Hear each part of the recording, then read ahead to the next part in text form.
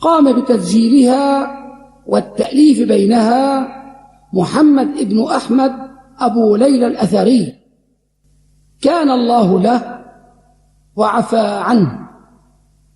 يعني لقد سمعت من أحد الشيوخ بعض الصوفيين أنه ذكر حديثا أو ما هو بزعمه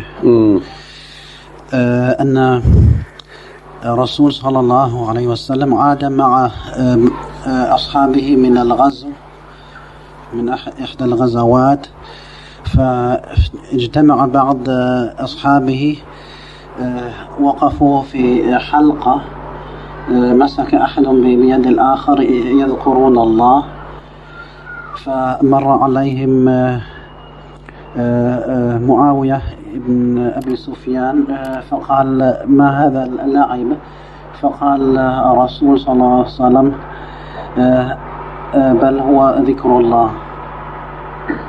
ولم يذكر هذا الشيخ مصدرا من المصادر المعروفة، فهل هذا يعني حديث أم؟ حق له أن لا يذكر له مصدرا من المصادر، لأن فاقد الشيء لا يعطيه.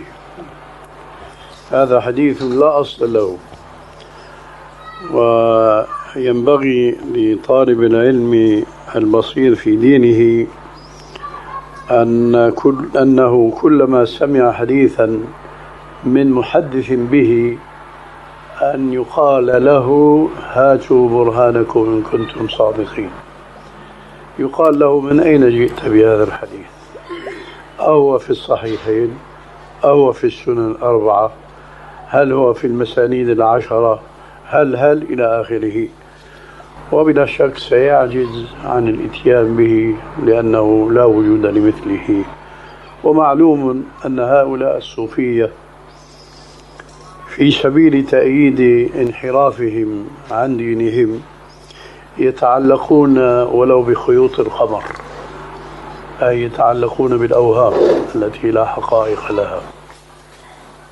ليصلك كل جديد لا تنسى الإعجاب بالفيديو والاشتراك بالقناة وتفعيل الجرس تشجيعا لنا لنستمر بنشر المزيد إن شاء الله.